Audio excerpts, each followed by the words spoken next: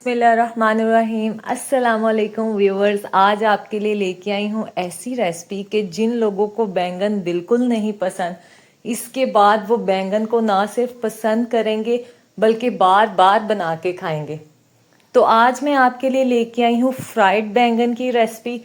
तो सबसे पहले बैंगन को मैं दरमियान से दो कर लूँगी और इसके 4 पीस करके हम इसे बारीक बारीक टुकड़ों में काट लेंगे। तो यहाँ पर मैंने अपने सारे बैंगन काट लिए हैं। तो अब मैं इनको वॉश कर लूँगी। वॉश करने के बाद मैं इसमें डालूँगी 3 चम्मच बेसन के। अब हम इस बैंगन में बेसन को मिक्स कर देंगे। बेसन को आपने इस तरह से मिक्स करना है कि सब बैंगनों पे बेसन अच्छी तरह लग जाए। तो इसके बाद हम पैन में ऑयल लेंगे। ऑयल को 5 मिनट तक गरम करके हम उसमें ये बैंगन डाल देंगे और इनको लो फ्लेम पे हम फ्राई कर लेंगे। 3 से 4 मिनट तक आपने इसको फ्राई करना है। बहुत ज़्यादा फ्लेम को आपने हाई नहीं करना, वरना ये बैंगन जल जाएंगे। तो इसी तरह 3 से 4 मिनट के बाद मेरे बैंगन हो गए हैं फ्राई। अब मैं इसे एक अलग बर्तन में निकाल लूँगी। अब मैंने लिया है सोया सॉस, चॉप किया हुआ लहसुन, चॉप किया हुआ प्याज, हरा धनिया, सफ़ेद तिल और लाल हरी मिर्च। मैंने इन सबको बारीक बारीक काट लिया है। तो अब सबसे पहले ऑयल में डालेंगे चॉप किया हुआ लहसुन और साथ ही इसमें प्याज डाल देंगे। अब हम 2 मिनट तक इन दोनों चीज़ों को फ्राई कर लेंगे। तो ये बैंगन की रेसिपी आपने पहले कभी नहीं खाई होगी। ये बहुत टेस्टी बनते हैं। आप इस रेसिपी को ज़रूर ट्राई कीजिएगा। ये फ्राइड बैंगन आप बच्चों के लिए भी बना सकते हैं क्योंकि ये बिल्कुल भी स्पाइसी नहीं होते।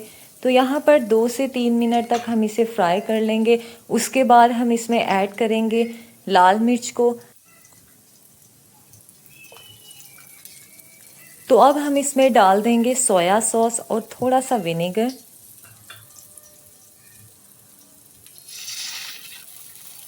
मैंने विनेगर को सोया सॉस में ही ऐड कर दिया था। अब आप इसे 3 से 4 मिनट तक इस सॉस में पका लेंगे।